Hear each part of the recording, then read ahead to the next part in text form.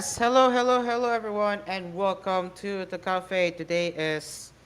Oh wait, someone in the TOC forgot to switch it to the Discord output, but we'll give it a moment for for someone to shift it to the Discord feed at the moment. But yeah, I guess we are live. Oh man, there we go. That's what I'm talking about. Okay, hello, hello everyone, and welcome to Asphere's Cafe. Today is Tuesday, March 17, 2026, and yes, this is indeed this is going to be indeed our first episode. As you can tell, that someone in the TOC is actually operating my show, and that is our newest Scope TOC, RJ. Yes, as you just saw with playing around with the show. Yeah, RJ is very new to the TOC, so I expect some errors some over time. Yeah, expect some errors over time, but I'm pretty sure RJ will be used to the cool FM playout and the TOC once it's done. But in the meantime, our newest TOC member will be limited to my show and the Dreamy show. Okay, so yes, Kuya Braj is correct. It is another episode where we'll be covering our daily dose of what's happening latest in the tech industry, and of course, we're gonna talk about the latest in the tech. So, how are you all doing so far? And shout out to our fellow Discord audience who are part of our VC right now. That is uh Sapir Craft. Well, he renamed it to Carlos Yulo, I guess. I don't know if this is actually Saphir, but yeah, I think I should still call it Saphir. But yeah, shout out to Saphir, Guya Branch. Oh, there we got Saphir. Actually, we got Saphir and Carlos Adriel Yulo. Okay, so yeah, I'm shocked to see that. I'm just yeah. Okay, so okay. I see. Okay, okay, gotcha. All right, all right. Okay. Anyway, without wasting any more time now, let's start with our latest happenings of our cafe or the tech with our tech cafe. Okay. So let's get into my private server and see what we have here for in a round of the tech today. So right, okay. Well, we're gonna start off with are well not surprising from Samsung because they're already discontinuing the trifold due to poor sales. So yeah, well it seems like it's a flop for Samsung, isn't it? So there it is. The AirPods Max 2. We're also gonna be talking about that as well. Here it is. And yeah, okay. All right, I think I'm good now. Let's get my screen share up as we speak. Here it is. So, starting off, yes, we're going to be talking about the first two top headlines, and being the Samsung Galaxy Z Trifold that will unfortunately be discontinued. So, this is coming from GSM Arena. According to a new report from Samsung's home country of Korea, the Galaxy Z Trifold, the company's first double folding smartphone, will be discontinued about 3 months after its launch. Samsung will allegedly end domestic sales of the device on March 17th. Well. So, if they're no longer going to sell let's be real here. If they're no longer going to sell the phone by then, what will it mean for the software updates? That's the question. Because, well, yeah, what if? Because as far as I'm concerned, Samsung is going to cease selling the trifold, which is why it never made it into other markets. And what will it mean? What will that mean for the? How sorry. What would it mean for? What will it mean for the future software updates? And if Samsung will be discontinuing it as well? I don't know.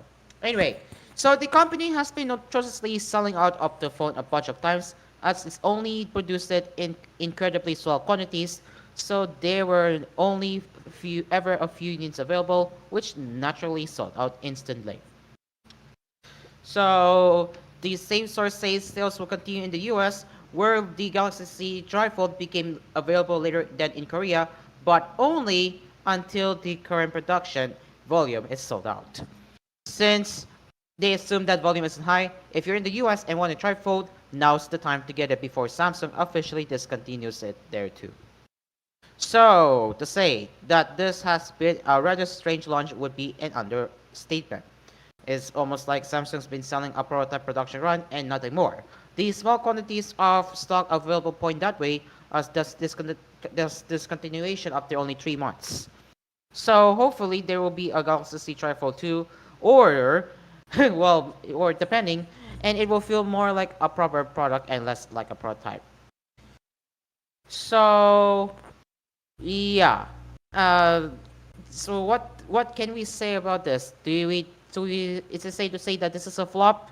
Well, based on the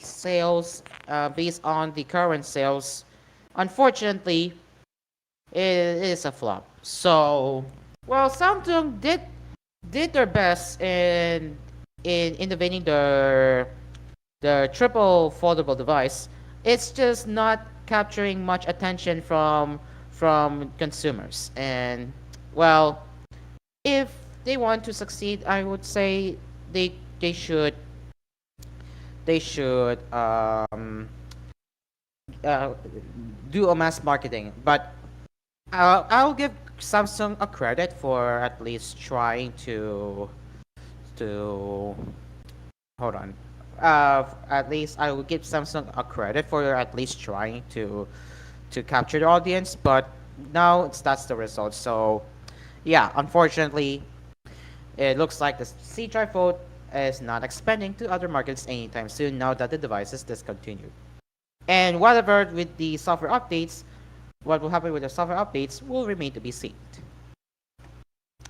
Okay, and yes, this one is not so huge launch, or not so massive launch, or not so massive launch from Apple, unlike Network Neo, but it looks like Apple has quietly updated its AirPods Max with the H2 chip, which brings updated noise cancelling to Cupertino's flagship over-ear headphones. So what are the changes? Well, Apple claims the AirPods Max 2 offer 1.5 times more effective than ANC than their predecessors. Thanks to the updated Apple H2 chip, the new model also brings adaptive audio and live translation features, as well as conversation awareness, which automatically lowers media volume when it detects speech in your surroundings.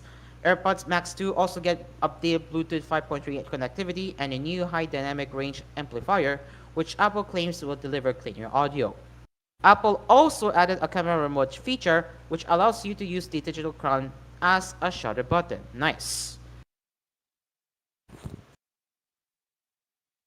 The design remains unchanged from the first gen AirPods Max from 2020.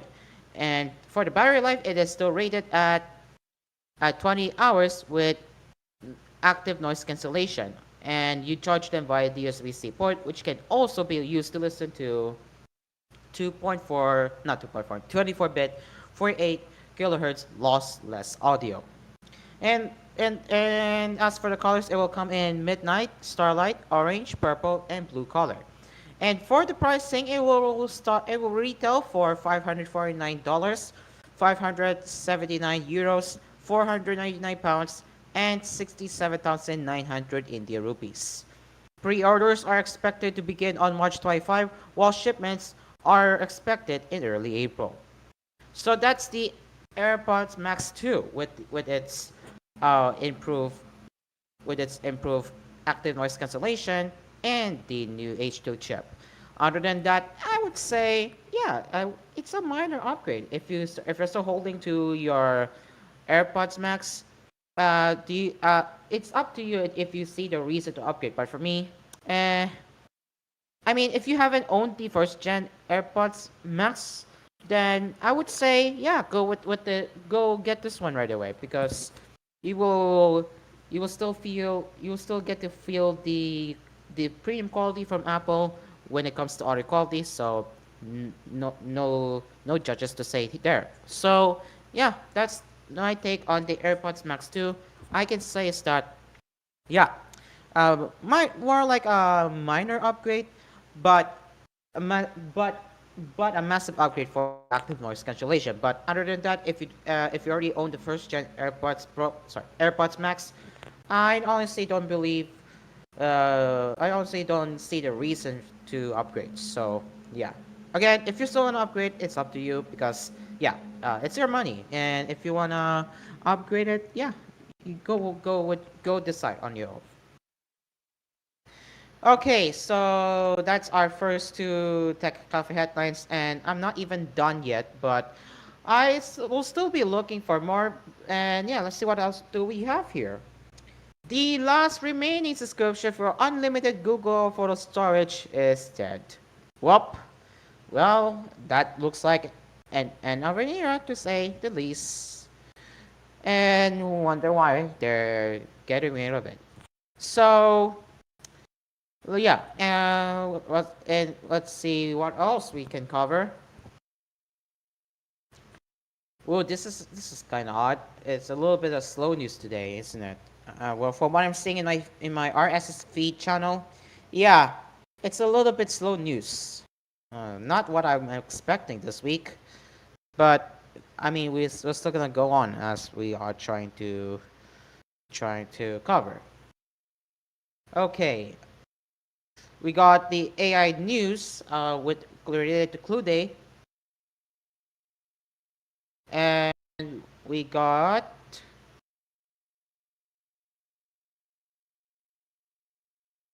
wait for it. We got yeah, their upcoming foldable from Apple, and we'll get into that right now. So, yep, okay. So I got my first three. I'm sorry, another three headlines. Let's get my screenshot up this time. And yes, that's right, people. As you are seeing from GSM Arena, Apple raises its initial folding display order. What does it mean? Well, industry insiders have already predicted that Apple's foldable iPhone will use a Samsung display panel, with the Korean conglomerate building a dedicated production line specifically to meet Cupertino's demand. According to earlier estimates, Samsung was looking to produce as many as 50 million units of its creaseless display, but a more recent report from South Korea suggests that number has now been increased to 20 million units. As per supply chain sources, Apple has raised its demand by 33%, which indicates that Cupertino expects strong consumer demand for its first portable despite its rumored $2,000 starting price. It's also worth noting that this is just the initial order, with Apple likely to order even more panels down the line. Samsung is expected to start mass production in May, while the iPhone Fold, which is a tentative name, is expected to launch this fall alongside the iPhone 18 Pro series. So, with Apple soon to be joining the foldable market, well, knowing with Apple's innovations on iOS and iPhone, along with iPad and yeah, you name it. Yeah, I can say I'm sorry. I can confidently say that the iPhone Fold again. This is a tentative name. It's not a final name from Apple, but I can say that iPhone Fold may sell like a hotcakes. Maybe. So again, if I mean, if there are people from the Apple ecosystem would be buying the affordable, then I do generally believe that it's gonna sell like hotcakes if they can execute their innovation correctly without having issues with their foldable iPhone. Then I can say that it's gonna sell like hotcakes. And speaking of selling like hotcakes or like crazy numbers, well, MacBook Neo on the other hand has been, as I have said this many times already, MacBook Neo has been performing really well, and especially for those who have been looking to get their first MacBook or Mac, yeah, they really are interested in the Neo line, and all I can say is that it's going really well. So yeah, there you go. So that's the report on Apple's initial folding display order. And again, this is just initial order. Well, if Apple is interested, they would be ordering more soon. But yeah, but we'll see how the upcoming foldable phone Apple goes, because yeah, this is the first time that Apple is diving into the foldable market, and if it all goes well, they could be positioning it as a higher end lineup of iPhone. Okay, let's move on to the next one. And yeah, if you're still holding on for unlimited Google photo storage, well, it's over. So this is coming from 95 Google. So unlimited Google photo storage was the biggest selling point of what quickly became the most popular photo storage service. But as it became hard to sustain with scale, Google pulled the plug. For a while though, T-Mobile customers have had access to a special Google One subscription that included unlimited Google photo storage, but that is also now dead. In 2022, T-Mobile and Google introduced a special 2 TB plus unlimited Google Photo subscription. It was solely available to active T-Mobile subscribers, and as the name implies, added 2 TB of Google One storage to your account, as well as making Google Photos backups not count towards your account storage at just $50 per month. Yeah, this is the word to steal, huh? Which really makes it a compiling offer. But that's also gone. As of September 30, 2025, T-Mobile has shut down Google One enrollment and in turn cut off access to the only remaining way to get unlimited Google Photo storage. So effective September 30, 2025, new Google One enrollment through T-Mobile will no longer be offered. And customers have been able to confirm that existing subscribers of the unlimited Google Photos storage plans are still able to use them at this time, but new signups are no longer available. That also means that subscribers are unable to move to one of Google's AI-centric One plans and then move back. If the subscription changes or lapses, the perk will go away. And now as for the follow-up, T-Mobile is notifying subscribers still on this plan that as of April 1st, it will no longer be operational. Any subscribers still on the plan will be moved to a Google One plan managed by Google, which in turn will ditch the unlimited Google Photos perk. So a text from T-Mobile explained, starting on April 1st, 2026, Google will fully manage and build Google One storage service for the line ending in your last 4-digit numbers. To keep files backup and avoid disruptions to Gmail, Google Photos, and Google Drive, update your billing information with Google before April 1st, 2026. T-Mobile's support page has also been updated to note the March 31st, 2026 end date, explicitly mentioning that the unlimited photos and videos plans are no longer available after moving to Google's plans.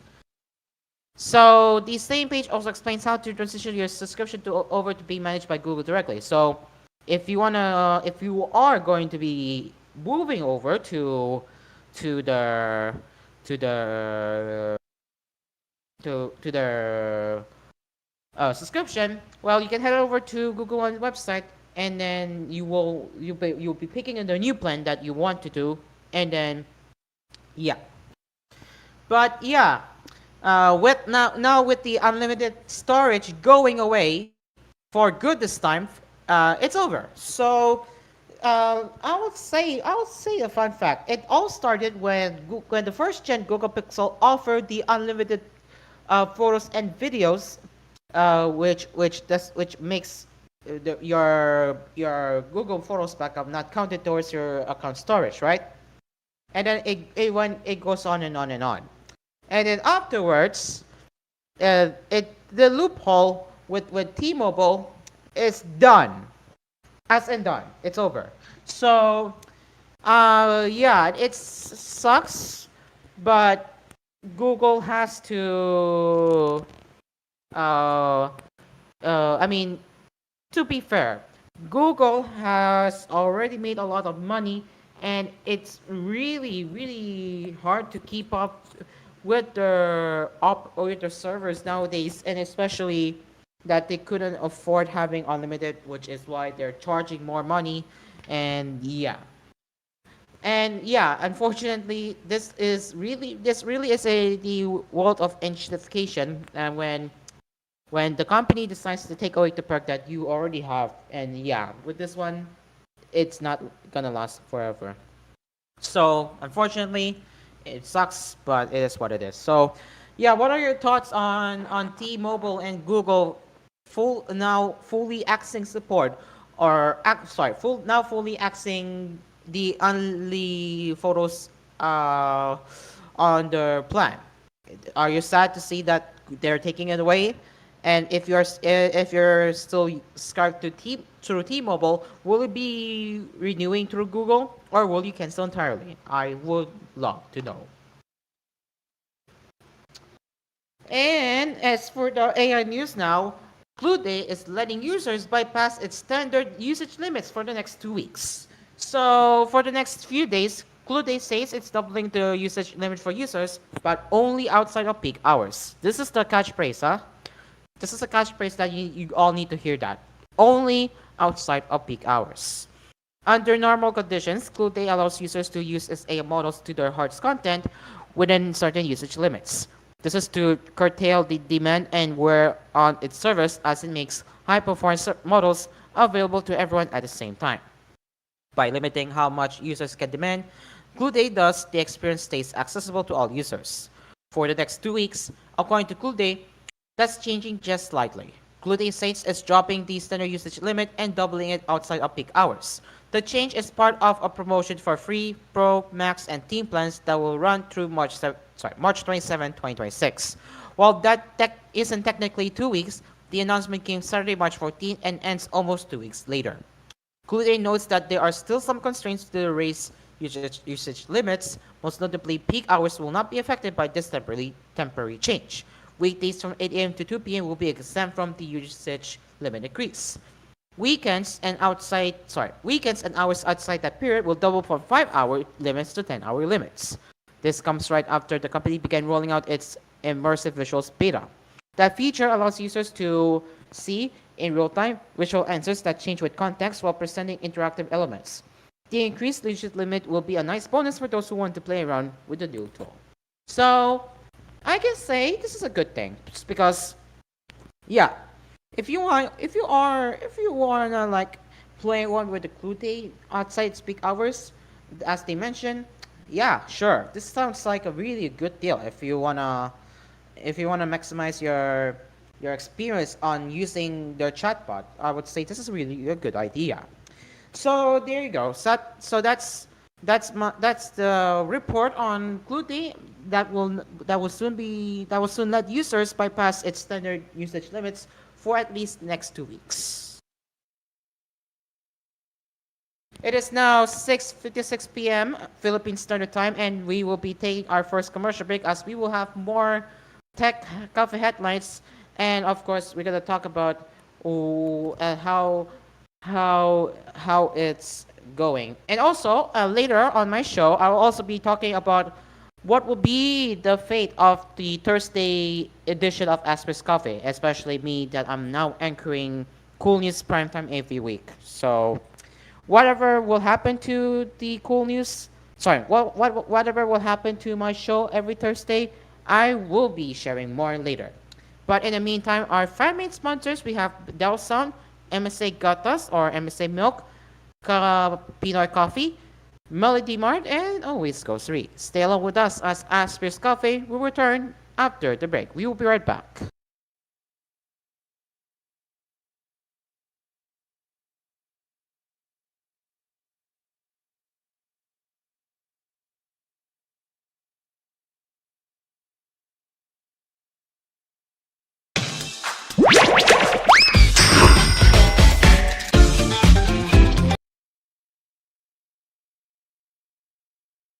Okay, welcome back to the program. It is now 7:08 p.m. Philippine Standard Time, and yes, let's continue with another round of our Tech Cafe headlines right here on Asper's Cafe. And by the way, the bumper, by the way, the TOC, by the way, the bumper was supposed to finish playing before you shipped it to Discord feed. So, yeah, that's the first error you just got there, by the way, people. But again, he is still in the learning curve, so again, expect some minor mistakes are seeing on the show right now. Okay, without any further to do now, let's get into our second round of our Tech Cafe, or just say third round right now. So, uh, before I get into that, warning, this one is going to be a little bit political, so yeah, take this as you will. This is a big warning. Okay, so let's get my screen share up. All right, TOC, can you turn on the screen bug? There we go. Perfect. Okay, so this is coming from The Verge, and yeah, okay. Benjamin Netanyahu is struggling to prove he's not an AI clone. So social media platforms are currently awash with conspiracy theories claiming that Benjamin Netanyahu has been killed or injured and replaced by AI-generated deepfakes. Between clips that supposedly showed the Israeli Prime Minister sporting extra fingers and drinking from a bottomless, gravity-defying cup of coffee, only one thing is apparent. Reality it used to be much easier to prove. There's very little credible evidence to suggest that Netanyahu isn't alive. But credibility is a rare commodity now that AI can convincingly clone real people across image, video, and audio formats, so it's getting tougher to conclusively dispel the rumors. This is what it looks like when nobody can trust their own eyes anymore. The conspiracy theories started following a press conference live stream hosted by Netanyahu last Friday. A clip of the broadcast was widely shared by social media users who claimed the footage briefly shows the Israeli PM with six fingers on his right hand. Older generative AI tools have a history of struggling with hands, so the apparent extra appendage pushed speculation that Israel is using deepfake footage to hide that Netanyahu had died during an Iran missile strike. So again, I'm not going to be showing you on my show. Again, I am not going to push this further with the political stuff, but this can instead be discussed on the upcoming show, that is the storyline with Midori Tachibana on this one. On closer inspection, the extra finger can be easily explained by video quality degradation and even lighting. Fact checkers, including Snoopy's and the Pointer Institute's PolyFact, have debunked claims that the video was AI generated. So we should also consider the runtime of the video itself, which at almost 40 minutes is far longer than the maximum clip length that can be generated by current AI video models. In an attempt to put the AI clone conspiracies to rest, Netanyahu published a video to his X account yesterday showing him inside a coffee shop and asking the person behind the camera to count his fingers. However, social media users promptly called out apparent visual inconsistencies, mind you, suggesting that the footage was also an AI deepfake. Some of these comments have merit, pointing to moments within the video that show liquid moving unnaturally or not depleting, with the coffee cup in Netanyahu's hand and the ring on his finger seemingly vanishing in and out of the skate that surrounds it, though that could also be explained by video degradation. The background environment itself has also been called into question. Detailed on the counter appears to be displaying a date from 2024, for example. Others have denounced the video as fake over claims that Netanyahu is left-handed, but is seen drinking the beverage with his right hand. So this is the official post from his own handle right here. So for the caption, it says Netanyahu raises his left and right hands to the camera at one point to show how many fingers he has, but that didn't stop people scrutinizing everything else in the video. So you can see very closely, he only has 5 fingers. If you read the comment on some of the speculated posts, the reasons that people are giving to be suspicious of fakery in these videos got increasingly bizarre, questioning how naturally Netanyahu is holding the cup and the general aura he gives off. None of it actually matters though, because it's almost impossible to definitely prove whether either of these videos is genuinely authentic. Neither of the clips carries metadata from a system like C2PA or content credentials or send ID, which could either verify the authenticity or track where and how AI tools were used. Out of the platforms like Instagram and YouTube that pledged to tag AI generated or manipulated content, none of the clips they hosted gave any indication that the footage was fake, verified as authentic, or otherwise. So with this line right here, ladies and gentlemen, it seems like that they're even struggling to tell if it's real or fake, which I would say this is kinda concerning. So, especially we live in a world nowadays that we cannot even tell if they use AI or not, because I have been saying this many times, but now that the AI is getting increasingly scary in making it as human-like, and I mean it, because yeah, we couldn't tell if it's real or it's a deepfake. This is why it's getting scary. Even the AI society is getting scary and scarier. People want assurance that what they're seeing is real, especially with the ongoing conflict between Iran, Israel, and the U.S. And speaking of that, this is the reason why we are seeing a massive all price hikes here in the Philippines. And it's not just the Philippines, but it's also affecting other countries too.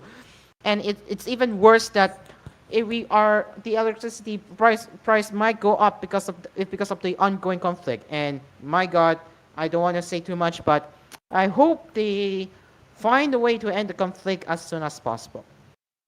Our online landscape isn't currently equipped to facilitate that, forcing us to constantly adapt by learning how professional fact checkers are debunking synthetic or misleading media, or trusting others to tell us when something is fake.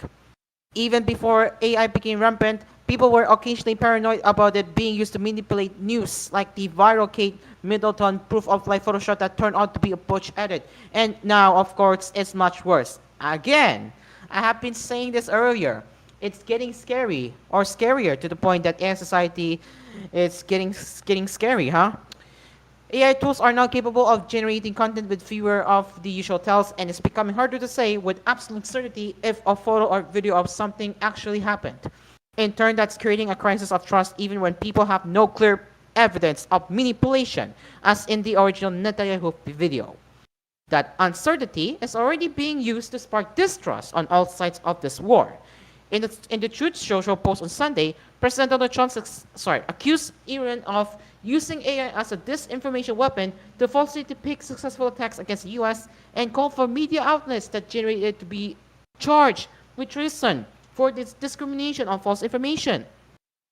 It's true that AI-generated disinformation is rife, but this is coming from the same man who has personally used deepfakes to cause his own political mayhem and leads the U.S. administration that spends more time sharing AI-generated edgelord memes and manipulative disinformation to social media than actual policy bulletins. And yet, Trump still had the audacity to tell reporters after making that Truth Social post on Sunday that AI can be very dangerous. In fact, we have to be very careful with it. Yes. Yes. I'm sorry, but he's a massive hypocrite if he's spreading AI, spreading misinformation with AI. I'm sorry, he is an absolute hypocrite. Perhaps the Trump administration could start by leading, for example. For now, we can't even trust how people are holding their coffee cups. So, yeah, this is even getting scary if you are seeing, if you are hearing this. So, attention, people are. I'm warning you, people, right now. You have to start being. You have to be very vigilant, especially in a world like this. That it's really hard to tell now where if you can tell it's real or fake. And that is what I am concerned about. It's getting even scarier, okay? So, yeah, if you are the person who's been reading news frequently or love to read news every day on what's happening in the world, well, be prepared by this warning, because you'll never know what's gonna happen, and you cannot even tell if it's real or fake like this. So you have to be very careful. Okay, you have to be very careful. All right, now this one is getting spicy with this one, because Encyclopedia Britannica is suing AI or OpenAI for allegedly memorizing its content with ChatGPT. Oh boy. So last Friday, Encyclopedia Britannica and dictionary publisher Merriam-Webster filed a lawsuit against OpenAI alleging that it used their copyrighted content to train its AI, then generated responses that were substantially similar to their content, as previously reported by Reuters.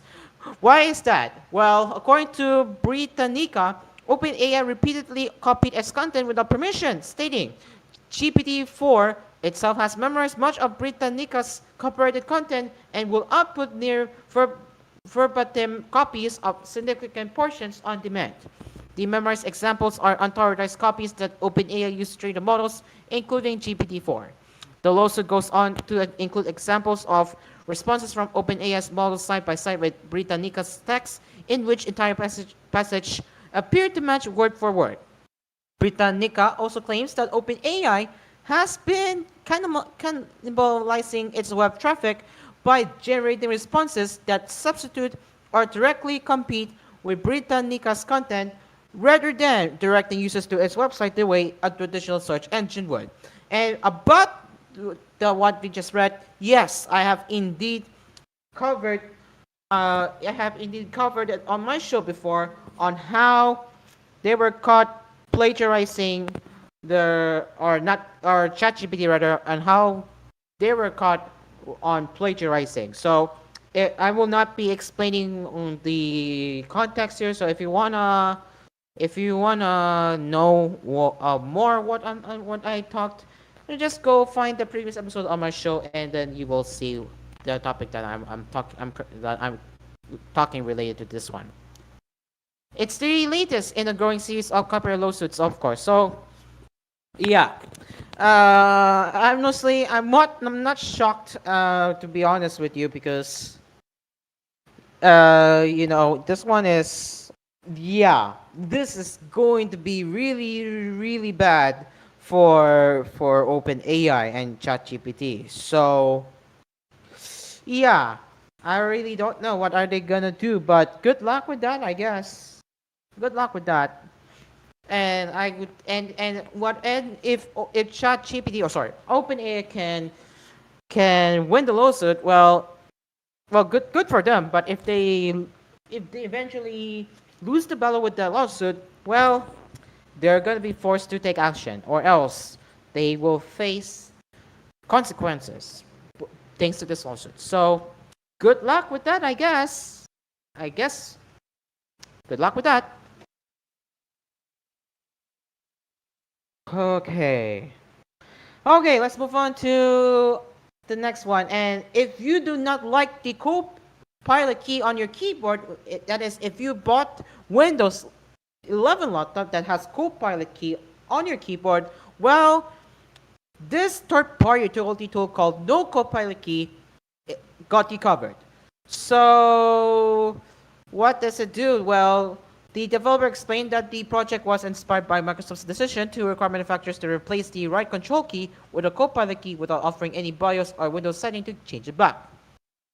So, interestingly, The developer listed up to 9 different ways people use the right control key with a combination of other keys to boost productivity on the PCs, including to move the cursor to the beginning or end of the document, launch a new browser window, move the cursor between words, and more.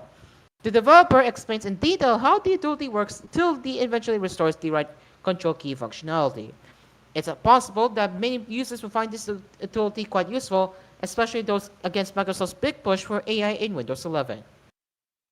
So this one is really interesting, and if let's check the GitHub page out. So this is no copilot key, the project page, and again, as I have said, it will replace something to something useful if you hate or don't like copilot. So this is the README document, and yeah, you can see how it works. You have left Windows key, left shift F23, a key not normally found on keyboards. So releasing the Copilot key is a key, so release of F23, left shift, then left Windows key in that order. Interesting. So I guess that's how it works. The function set Windows hook X, it allows a program to install a low-level keyboard hook. This allows a program to accept or reject key presses for the whole system. In addition to a keyboard hook accepting or rejecting key presses, the function send input can synthesize keys being pressed and released. So, so the program uses simple rules to detect the copilot key presses normal use of a left Windows and left shift keys. So this is very interesting. So when you press left Windows key, this is what it does. Left Windows key stroke is blocked. If any of these happens, your keystroke to left Windows key is replayed like that. If left shift becomes pressed up to left Windows key, left shift keystroke is blocked. And if F23, which is the Copilot button, becomes pressed after left Windows and left shift, keystroke is blocked. Right control becomes pressed unless right control is already pressed down.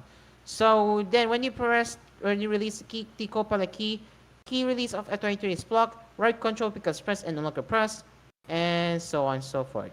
So yeah, this one is very interesting. And if you do not like the Copilot key, thankfully I don't have it on my laptop since I bought this laptop in 2022. Yeah, I don't have a Copilot key on my keyboard. Despite I did a liquid damage to my keyboard, and now my keyboard doesn't work, but my laptop still works. I just said I cannot use my keyboard and I cannot use my trackpad. But this is why I have my laptop as a workstation PC. But either way, to say the least, this is a very useful program. If you don't want to use Copilot key, yeah, I have to say this is a very useful utility. So if you have a laptop that has a Copilot key, and if you do not like that useless functionality or button, then this is a must-have functionality for your Windows utilities. So I highly recommend this one because this one is very interesting. So that's the no Copilot key on that, and honestly, this is very cool. So yeah, if you don't like Copilot, then this one is really for you. So I'm the one who doesn't use Copilot. I don't really like using Copilot. I don't like Microsoft's forced AI bloat on my PC. Which is why I have debloated my Windows very recently. Which is why let me show you the entire script on how it works. Let me just open my terminal admin, and then I can just switch it to my entire screen so you can see how it works. So here's the Windows PowerShell, and if we run Chris Titus tool, this is the functionality that can be used to help you deploy your Windows 11. So again, the tool is very useful. I have used it a few times already. It really works as expected. So yeah, and I will also be sharing my recommendations on what you should do, and if you want to keep your Windows install less bloaty. So yeah, we're not gonna focus on that, but if but yeah, if you have installed Windows 11, and if you don't want to do a web search finding your favorite program, then yeah, this one is going to be a must have tool for this one if you wanna like install your favorite browsers, your communication applications, your development, and so on. This was very useful. Now, as I'm talking for it, here are the tweaks I highly recommend. So for the tweaks, I recommend you enable create restore point, delete temporary files, disable activity history, disable consumer features, uh, disable hibernation, location tracking, uh, literally disable everything, for the end task with right click, this one is actually very useful. So for example, if you want to like end a program, let's say if I want to end any task, I could right click and then there's option to end task. So that one is very useful, so enable that. Remove widgets. So you will not need widgets anyway because Windows 11 widgets is useless. So yeah, Windows 11, and why I'm saying it's useless, it's because it's filled with garbage news articles you don't need. It's filled with ads. You don't need that. So just remove widgets. And if necessary, you can also run this cleanup, which is also useful. And finally, I suggest you enable set services to manual. And if you don't want to disable it, do not take that because yeah. So, but yeah, if you want, you can enable it. But I just say I suggest keep it on there. Now for the advanced tweaks, which I want to share my recommendations because I know there are some non-technical or non-power users who are confused with this one. So for the advanced tweaks, I recommend Adobe Network Block because this will block Adobe servers that you don't need. If you in fact have pirated Adobe software, I highly suggest you take this one. Block Razer software installs. You absolutely do not need the Razer bloat. And if you have a Brave browser, take this one because if you don't use Brave rewards, if you don't use the crypto, if you don't use the VPN on Brave, go enable Brave debloat because this will actually debloat your Brave and it will look like as if you have a normal web browser. This I don't know if I would recommend that, uh, but I have ticked it before. So, but yeah, if you don't want to disable it, don't touch the setting. I just suggest not to touch all of these.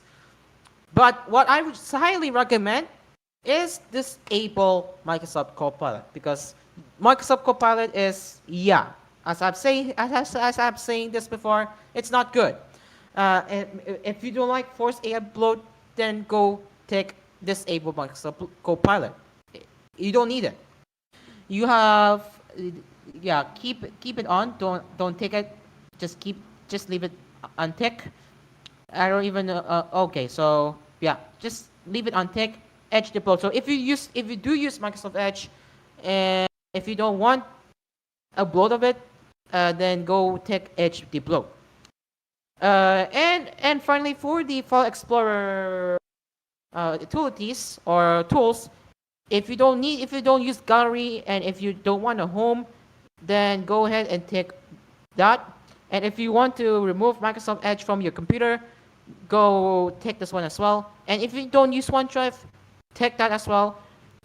If you don't game on your PC, you can take that. But if you do game on your PC, I suggest not to take that. So leave it unticked if you will. Revert the new start menu. Honestly, to be fair, I like the new start menu, so I don't see what's wrong with the new start menu. So I will leave it as is. And if you are interested in the default, if you are interested if you don't like the new right click menu, yeah, you can take the set classic right click menu. And if you don't like or I should say if you want to make your PC feel a bit fluid, yeah, go ahead go ahead and take that one. And for the last option, being set time to UTC, well, if you are dual booting with Linux distro and Windows, yeah, I suggest you take this one. That's my recommendations for the tweaks if you are going to plan on deploying Windows 11 with Chris Tito's tool.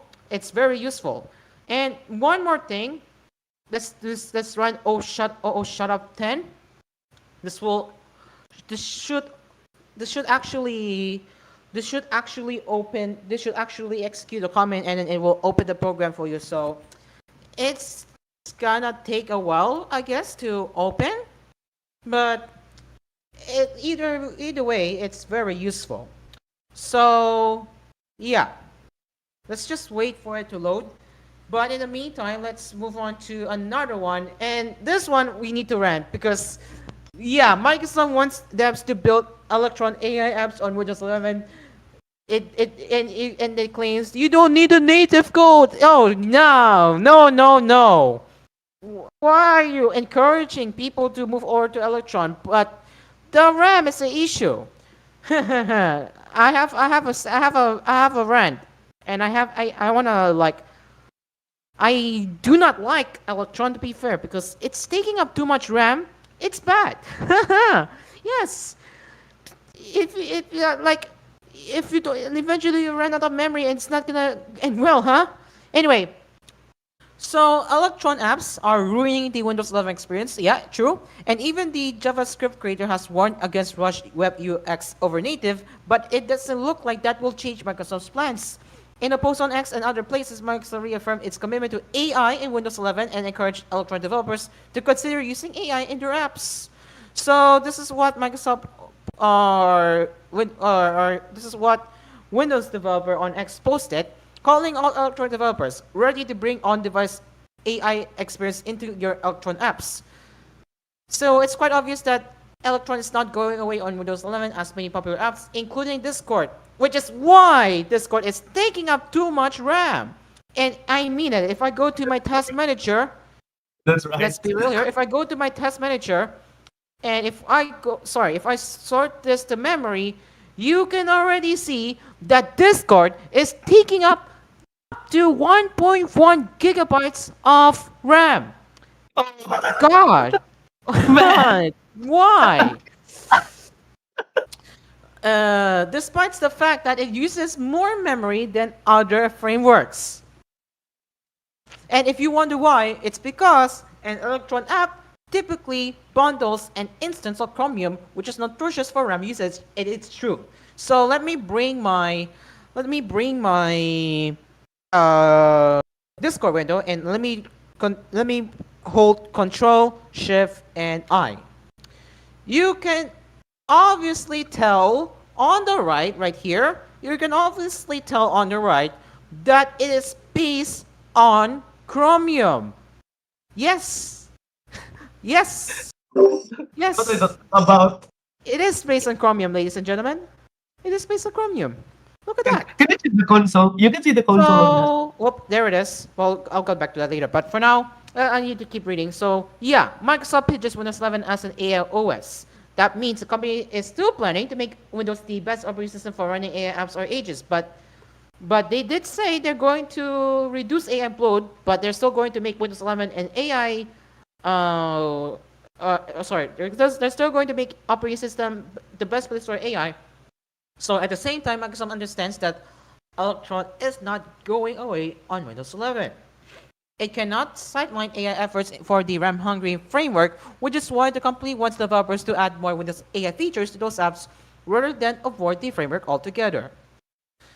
So, in a support document, Microsoft says Electron apps can now use Windows 11's built-in text generation, summarization, OCR, and image description features. Well, that is actually useful, but it will only work on new PCs that come with Copilot Plus PC branding or an NPU chip. But the idea is to help devs with new sample projects and tools. Windows latest also observed that Microsoft is really selling the idea that developers do not need to go native and can keep using Electron if they prefer. Microsoft has mentioned native code about 8 times in the support document to make a point that devs can tap into Windows 11 features without abandoning JavaScript. For example, the company says Electron devs do not need to compile a single line of native code to add Windows AI features such as text generation, summarization, writing, image description, and more. So let's not forget WhatsApp because WhatsApp only took 230 megabytes of RAM, while on the new WhatsApp, which is completely based on Electron, yeah, let me say this right now that WhatsApp did in fact use Electron back then, and then they switched to the native and then went back again. Wow. So on Mac OS, there's a native WhatsApp. On the other hand, Mac abandoned its native app for Windows 11 in favor of Electron because it does not see the point of maintaining native code. Discord has also admittedly, oh sorry, openly admitted that its Windows app is a resource hog. It's true. It's true. It is a resource hog. I'm not surprised. So yeah, they did roll out a feature that allows the app to restart itself when RAM usage exceeds 4 gigabytes. And luckily, at the moment, my RAM usage is still at 1.1 gigabyte, but still, it still pisses me off. I'm still pissed. I'm still pissed. Okay, I'm still pissed. So last year, Brandon Rich, who created JavaScript and is currently the CEO of Brave, suggested that when Microsoft really needs to do something about the bloat on Windows due to the rush adoption of web apps, including Electron. This statement is coming from somebody who not only built JavaScript, but was also involved in Mozilla's WebOS project. So yeah, this right here is the CEO of Brave, ladies and gentlemen. This is the same person who quoted the post for Windows latest. So this is what he said. As a B2G Firefox OS co-founder, also connected to WebOS folks in the day, I am against bloat. Agreed. I agree. Due to the rush use of web UIX over native. Yes, I agree what he said. It can be done right. It takes time. Yes. Yes. That's correct. If it's done right, I wouldn't be complaining by now. But the problem is, it's the RAM management. So yeah, and yeah, they're even right. We cannot expect web apps to disappear overnight, and it totally makes sense to use a web framework when devs are putting for multiple platforms. It's not like web apps are inherently horrible, but they need to be done right and optimized for performance or a native-like experience if they are going to be forced upon. Yeah, that's correct. So what can we learn from here? Because we know that the electron is not going away anytime soon, and even Discord admittedly knows that it's a resource hog, so they had to re-roll the feature. So what can we learn from here? So we know that Electron is not going away anytime soon, and I don't see it going away by now. It's here to stay. Even Microsoft knows that they're going to push on-device AI for Electron apps, and they want Electron developers to implement their code. So yeah, but again, what I'm concerned is the RAM management, and if they can do a well optimization or well optimized code that will reduce the RAM, I will be more than happy. Look, I get it. You want to expand your app to other platforms? Go for it. But please, better fix the RAM. Okay? Fix the RAM optimization for the love of God. Even Mac OS, see, even Mac OS knows how to handle 8 gigabytes of unified memory, especially with the release of MacBook Neo. They know how to optimize Mac OS even with the multiple apps running. While with Windows, this is a full of fragmentation mess. So they need to fix this as soon as possible. But I'll leave it for you guys. What are your thoughts on this one? Because with Microsoft doubling down, no need for native code. Yeah, I can guarantee it's not gonna sit well for developers. Yeah, it's not gonna sit well. I can tell you that it's not gonna sit well. Okay, I'm warning you. Okay, so now we are now in the main topic right here, and yes, we are now talking about the O and O Shut Up 10. So, this is my recommendations. If you wanna like make your Windows, if you wanna like make your Windows 11 privacy friendly, if you wanna make it your OS privacy friendly, yeah, here's my recommendations. So the ones that you see yes is the one that you might want to turn on. The one that's limited may have the one that says limited may have some hiccups. So if you want to enable it, it's up to you. So take that at your own risk. And if you see no, that one don't. It's not recommended. So yeah. So the one that says yes, yeah, the one that says yes right here is a must that you should enable. So, well, where is it? There. So you can see the one that most of the options are enabled are coming from the recommended section that said yes. So I followed it, and yeah, it works. So yeah, this is what you can do to make your Windows. So this is what you can do to make your Windows 11 more privacy friendly if you don't want your data to be sent to Microsoft. So yeah, I would say this is useful. Here's another one for a local machine. I enable most of it except limited and no, as you are seeing right here. And for Copilot, I obviously already did my part in removing entirely. So I already managed to deactivate the functionality of Copilot. I even managed to uninstall Copilot applications because again, you do not need it. And if you have a Windows Copilot Plus PC that is capable of Windows Recall, you can also click securely erase and that will get rid of the recall. So yeah, that's my take on my recommendations or on what settings you should enable for O and O Shut Up 10. And yes, it's a recommended tool if you wanna make the most of if you wanna get the most out of your Windows 11 without sacrificing your privacy. This is a must tool to have, especially the Chris thesis tool and O Shut Up 10 plus plus. Okay, it is now 7:45 p.m. Philippine Standard Time, and we will now be taking our last commercial break as we will be getting into our smartphone headlines that is coming up on our Tech Cafe right here on Asphere's Cafe. So stay along with us as Asphere's Cafe will return after the break. We will be right back.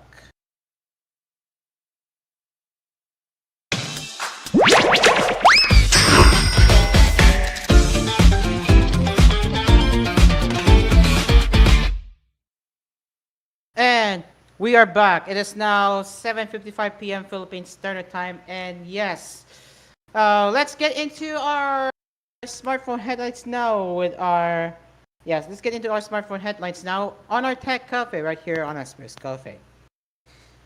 Okay, so let's see what we have here. We got Vivo T5X. We got Vivo T5X.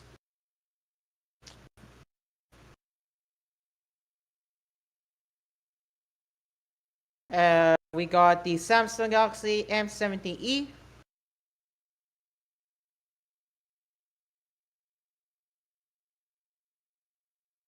And we got the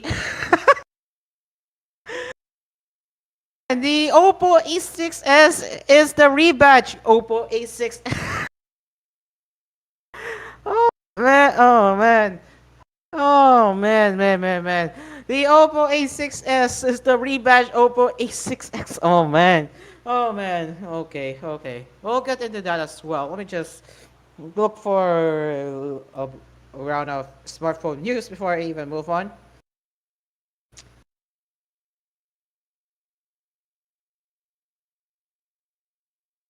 And IQO Z11.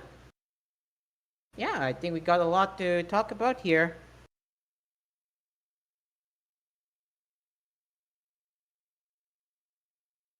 And finally, that should hopefully fit until 8:30.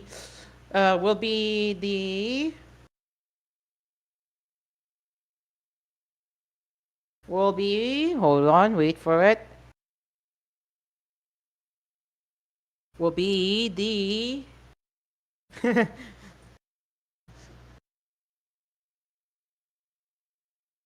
wait. Yeah. Okay. I think that's pretty much I got for this one. But if not, we will be if it's enough until 8:30, we will be browsing Reddit. So yeah. Okay, let's now get into our latest round of smartphone news right here on our Tech Cafe. Let's start with Vivo T5X. And yes, it is essentially the rebatch IQO Z11X. Huh. Another rebatch, huh? Especially with the Oppo A6, as we will get that in, which we'll get into that in a bit. So, as expected, Vivo unveiled its Vivo T5X today, and while new in name, this is basically a rebatch IQO Z11X, which itself was announced last week. There are some cosmic differences with the T5X being available in Star Silver and Cyber Green colors. So you have Star Silver and oh wait, slowly there it is. So this is the phone in silver or Star Silver rather. And if we go to the next one, we got the green, Cyber Green. Yeah, there, Cyber Green. And to be fair, the design looks really nice for its mid-range tier. But of course, you have the typical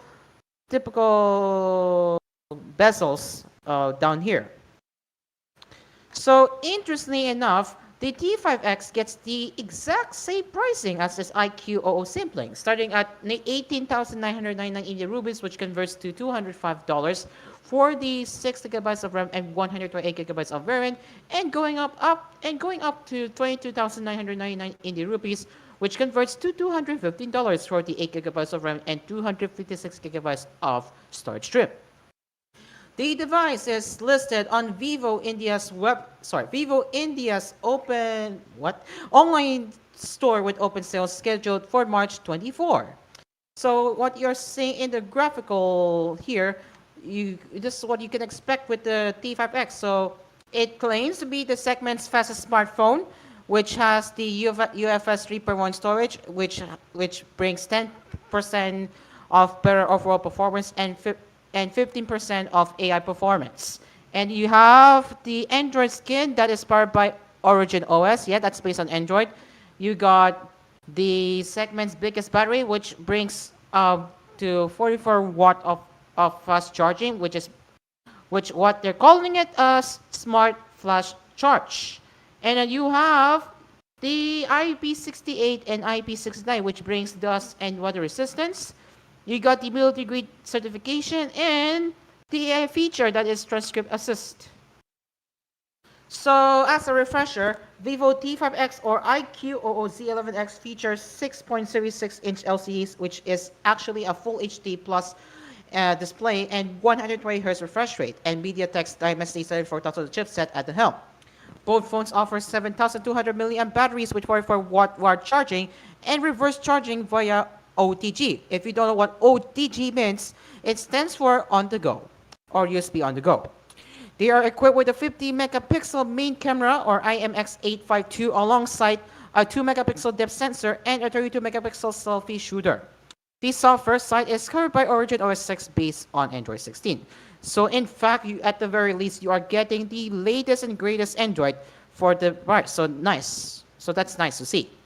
So that is the Vivo T5X, which is just another rebadge phone, which is originally known as IQOOZ11X. And if you don't trust me and if you don't believe me, here is the IQOOZ11X, how it looks like. So this is the exact same phone you are seeing right here. Yeah, see? This is the exact same phone right here. This is the Vivo T5X, and this is the IQO C11X. You can tell it's the exact same phone. It's just a different name, right? This is just the same phone. Yeah, see, it's the exact same phone, but you get different colors. But other than that, this is actually worth if you are in the budget of looking for mid-range Android phones. This is a worth getting. So not bad. Next, we got the Samsung Galaxy M70e, which brings, with sorry, which has which has 6,000 milliamp battery and 50 megapixel battery. No, what? 50 megapixel real camera. There we go. So earlier this month, Samsung confirmed the existence of the new Galaxy M70e variant, and the device has now been officially unveiled in India. The newly launched Galaxy M70e 5G appears to be a rebranded version of the Galaxy A07 5G, which debuted early last month. As for the chipset, it will be powered by the MediaTek Dimensity 63000 SoC, which can be configured up to 60 gigabytes of RAM and 128 gigabytes of internal storage. Luckily, the phone supports storage expansion via a micro SD card slot. So this is, if you're expecting how the phone looks like, here is the look right here. So this is the Galaxy M70e, and to be fair, it looks like the A07 to me, huh? It looks like the A07. I might be wrong, but it looks like A07. So why I say it looks like A07? Well, I can show you right here. So if I go to the Galaxy A07 4G, and if we go to the pictures, yeah, you can see the difference. Despite the phone is actually 5G supported, but yeah, it looks very similar to the Galaxy A07 4G, huh?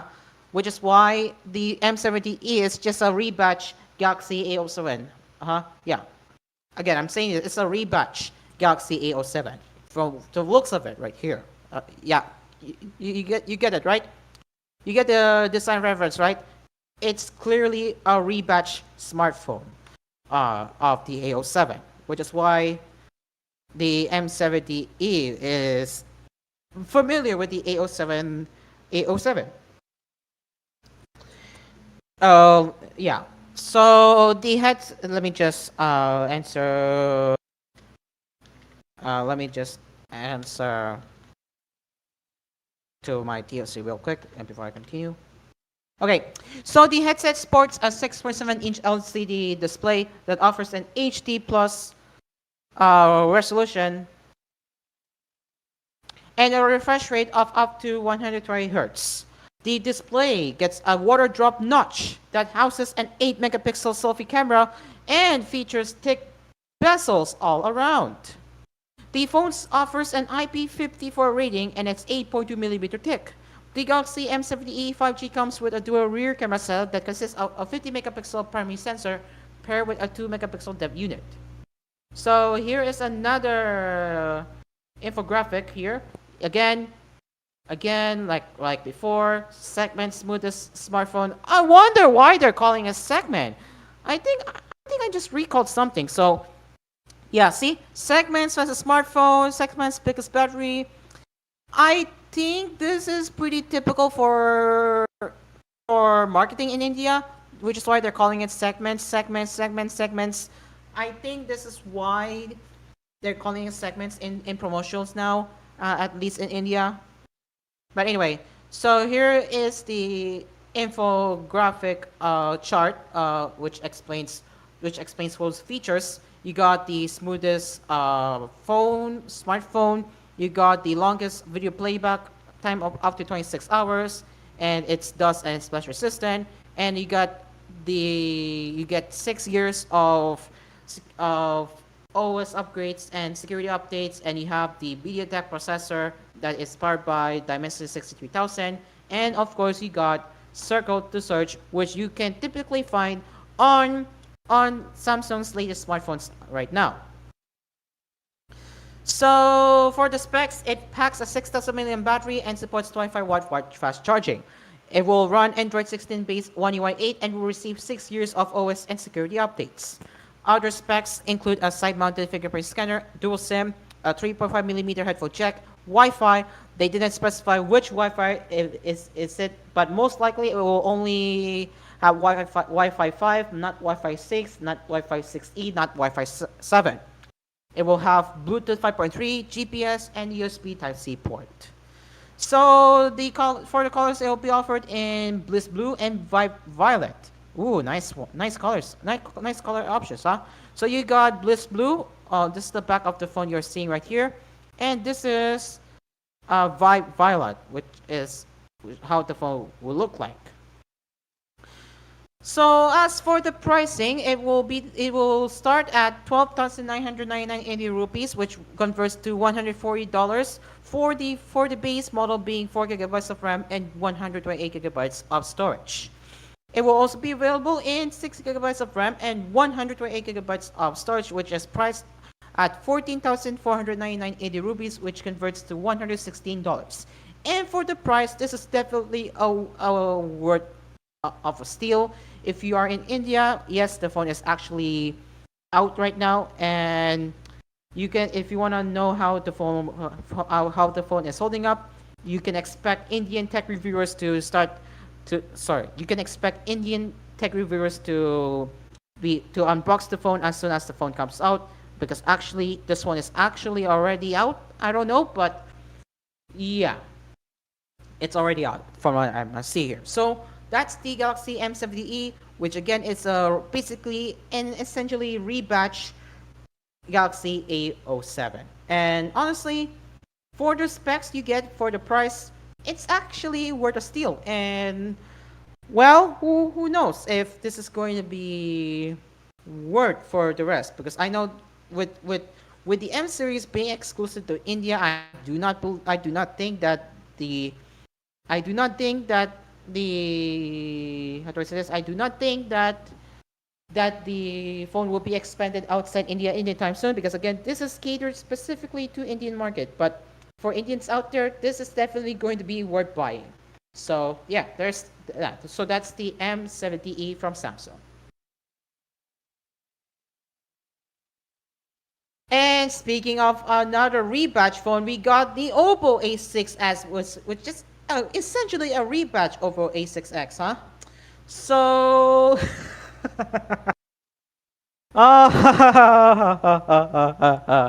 yeah, it's getting confusing, huh? It's getting real confusing. 21 phones for the A6 family. It's getting even confusing. Okay, so yes, you heard that right. In Oppo is bringing A6s, which is again, it's just a rebatch A6X.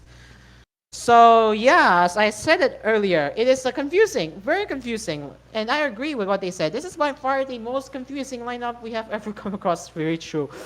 So case in point, there's already an A6s. Again, there's already an A6s from Oppo, differing from Indian A6s. Huh? This is how the actual A6s from Oppo looks like, and I think this one is what you will expect, but you don't get a full HD display, which is expected for the price. But yeah, this is actually the most confusing lineup you will see here. So if you want to know why I say it's confusing, you can tell for yourself with the design. This is not the same as the 6S. Well, as the global A6S, because while the global A6S should look like this, you have the flash on the top and the mirror looking on the bottom, and then you have the rounded shape, while this one does not. It's very confusing. So, for the specs of the Indian Oppo A6s, it comes with the 6.75-inch LCD screen with 120Hz refresh rate, 1125 nit peak brightness. The chipset will be powered by the MediaTek Dimensity 63000 SoC, which is the exact same chipset that we just saw on the Galaxy M17e. It has a 50 megapixel main camera, a 2 megapixel secondary sensor on some sort, and a 6500 milliamp battery with support for 45 watt charging.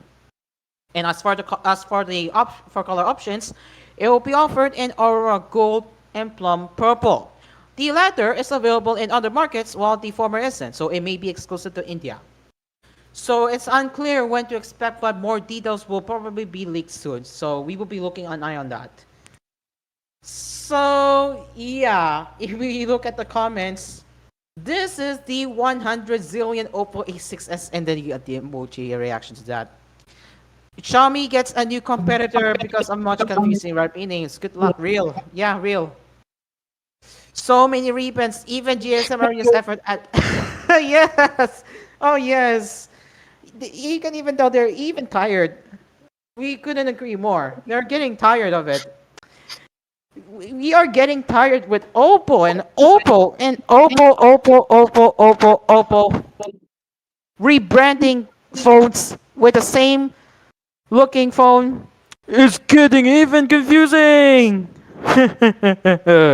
Opo hindi. It's crazy to the world where it's crazy to the world where where Chinese companies like Oppo with the Indian Oppo A6s is just a rebatch phone. Wow. Well, Samsung isn't that much because luckily they don't do that much as Chinese manufacturers. Well, sadly, Oppo does that. So it gets even confusing and then confusing as time progresses. But either way, that's the Indian Oppo A6s. I highly suggest stay away with this one. When the phone comes out, stay away from this smartphone and get the global Oppo A6s instead. Why? Again, you the naming scheme is very confusing. Number one, number two, differing specs. You cannot even tell which variant you will get with the A6s, whether it's a global or Indian. Specs will vary, of course. And yeah, very confusing. That's my 2 points on why you should not get the Indian Oppo A6s. And if you're wondering what the chipset is rocking the global A6s, well, it's exactly same chipset. So yeah, despite the back of the phone is different. But yeah, again, that's the Oppo A6s in India. And it's increasing. Yeah, they need to re-elevate how they're going to streamline their lineup. This is too beyond confusing. No, Right. other than that, beyond confusing. Oh man. And finally, it looks like the IQ C11's chipset has been benchmarked. Yep, it has been benchmarked. So, in IQ C11 series, the C11 Turbo and C11X are already official, and the brand is now getting ready to unveil the vanilla Z11 model, which they saw in the official image last week. So, here are your benchmark results, which has a single core score of 17,000, and the multi-core score being 67,95,000. So that is not bad for a phone like this.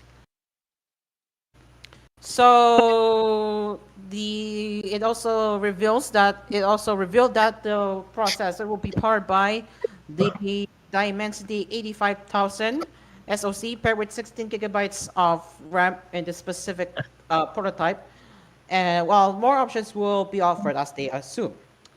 And luckily or unsurprisingly, it will be powered by Android 16.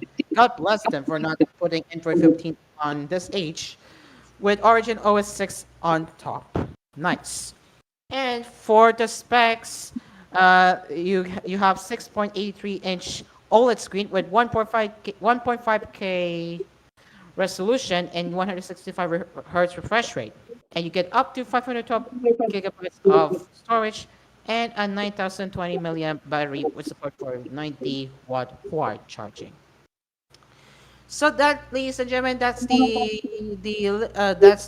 benchmark results of the IQC11 and the latest update on the upcoming vanilla model of IQOC11. And what are your thoughts on this one? Because this one is pretty interesting, and I am looking forward to the phone to that phone when it comes out. So yeah, this is really promising to say the least. Oh man, we're not done yet, but we are done with the smartphone news now, and we will be browsing through the Reddit because why not? I will be browsing. So let me see which one which one I can show you on my show. So okay, price increase already in Disney Plus. That's not nice. I mean, referring to Nintendo Switch 2. Uh, oh, we got a meme right here. Well, wait, we'll save that for Thursday. Not today, but Thursday.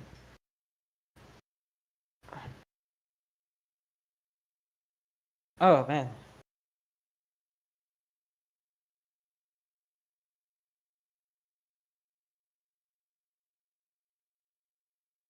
All right. We got what else we got here? We have. I mean, yeah, we will be reading one of the MacBook Neo reviews because so far, as I have been saying it earlier, MacBook Neo reception is pretty surprising and really is. Oh wait, my co-host is here. Hello, Astral. Welcome to Asper's Cafe. Balls. Okay. Hello, guys. Hello, Cool FM listeners. And as of this moment, I don't know, Cairo, if you will say this, but I'm working on a studio right now. I know. I saw earlier, and all my can say my first impressions. It is a massive overhaul from last year, and I cannot wait to use it. But that will be around next month. Wait, are you able to announce it here on Asper's Cafe or probably? You can announce it now, but the usage of the studio will be next month. Before we even go on the full revamp by next month. I think, wait. So, okay. Uh, Cairo and I are working something big. Yes. Um, we're currently working on a new studio of Asper's Cafe that will be debuted on around. When was your birthday, Cairo? April 10. Yeah, it's on Friday, April 10. Uh, is that the same date where you will gonna go on full revamp? Pretty much, or April 14 or April 13. Oh wait, April 10 April we can 30. April 10 we can reveal the new studio, but April 13 is where we will be going on full revamp of our show. Ah, okay, okay, I got it. Okay, so yeah, uh, stay tuned on the what will be the design, what will look. Listen, I'ma say this like a massive improvement toward than last. Mm-hmm. So what he's saying, for what I'm trying to say is, so what I'm trying to say on his behalf is that, stay tuned for the look of our new studio. That's all what he meant to say. But yeah, with that, thank you so much, Astro, for sharing updates, for sharing the updates on what will our new Asphere Cafe Studio look like. So yeah, mark your calendars because it is going to be a massive upgrade, and heck, even our look of our show will be getting a massive revamp starting next month. So in just in time for the second anniversary of Asper's Cafe. So, yee let's go. Okay, so I think that will wait. No, I'll need to go browse r/internet ph for a bit because this is where I always check related to internet. All because I love reading internet facility shit. So yeah. All right, let's go to new internet company in the area. Okay, so I will be tackling right now. So let's get my screen share up once again.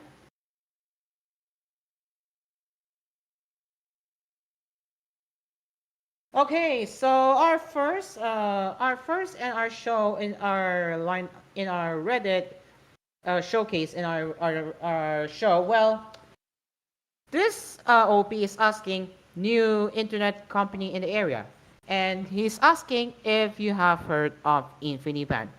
All right, I'll be honest with you guys. And say I'm the person who's been using InfiniBand for what? For what? Uh, Months now, and I have no regrets at all. And why I mean it when I say no regrets. Number one, their reliability is pretty stable. I haven't had downtime for a while. Even though I did have a downtime, not counting me hard resetting the modem, but still, we had some minimal downtime for at least up to 50 minutes. But so far, their internet service is pretty good to say the least. To say the least, I would say. And number two, their internet tiers is very affordable for the speed you will get. And why is that? So let's open homepremium.infiniband.com. So we will have it loaded here. So you can see they have 350 megabits per second. They got 700 megabits per second and 1 gigabit per second.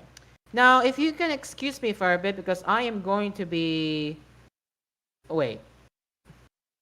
Now, if you can excuse me for a bit because I'm going to show you how it works. So, when you apply for the ISP, you'll be greeted with this. You will have to input what condominium you're in. Yes, sadly, they don't have the option to input your address at the moment because at the moment, the company is currently focused on residential condominiums. So if you're expecting to have InfiniBand installed on your non-condominiums, sadly, this is not the case. So you're left out with PLDT, Globe, Converge, or any other regional ISPs that offer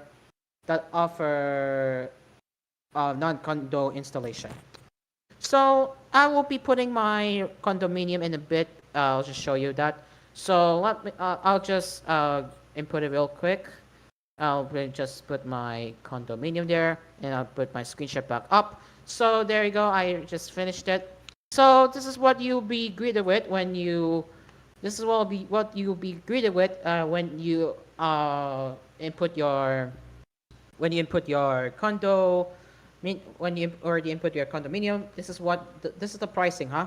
For 350 megabits per second, which will have 105 megabits per second guarantee speed, this is going to cost you 14,999 pesos, and it's really worth the price.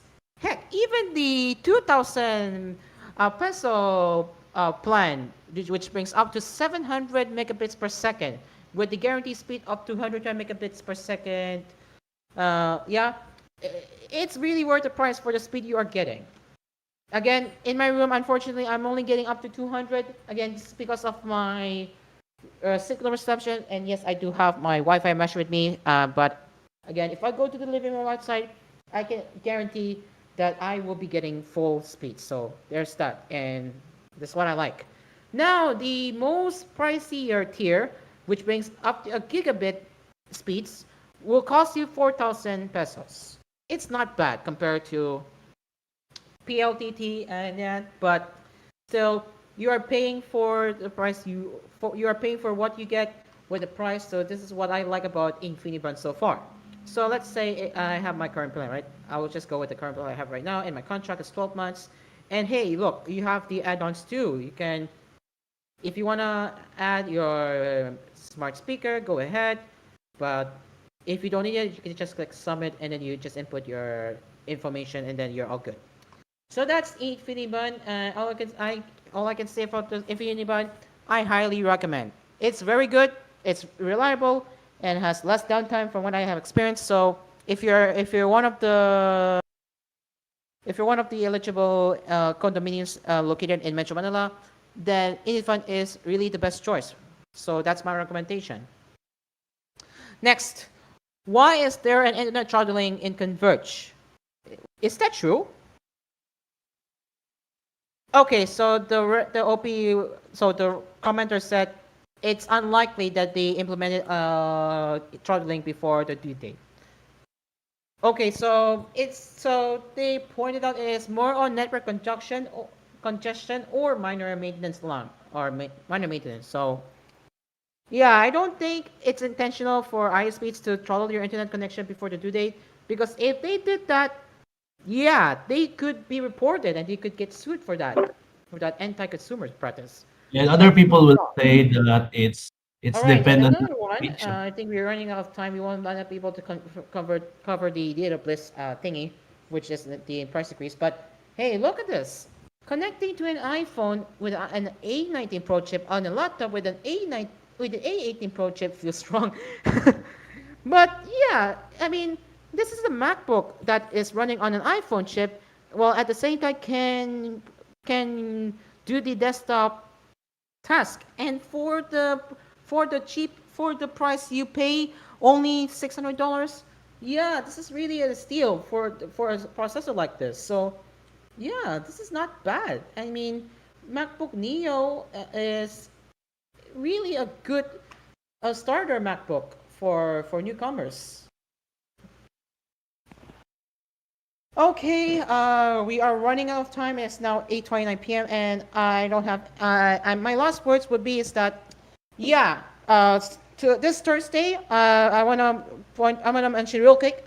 This Thursday will be a pre-tape, and possibly future Thursday episodes of Aspers Cafe will be a pre-tape because I will be busy with anchoring Cool News every Thursday, or preparing for Cool News every Thursday. So I may or may not be able to do Aspers Cafe live, which is why I will be bringing the pre-tape editions of the cafe starting this Thursday. So yeah, you will still get to hear the latest in the gaming, but it's not gonna be live, but a pre-tape. So that's my last words for tonight. And with that brings us to the end of Asper's Cafe tonight. Thank you very much for joining us, and or thank you for listening or watching to our cafe. We will be back again tomorrow with the anime and Japanese pop culture news. So join us again, same time, same place, right here on Cool FM and Cool TV, as well as on our social media platforms via Facebook and YouTube, and which can be found on Asper's Cafe, AspMedia, and Cool TV. So this has been Asper's Cafe. I am Cairo, and the cafe is now closed. We will see you tomorrow, and looks like the host of La Noche del Martes is here. So yes, Yep. coming up next on Cool FM, DCEX, and SF Radio is La Noche del Martes. We will be seeing you tomorrow. The cafe is over. See you tomorrow. Goodbye.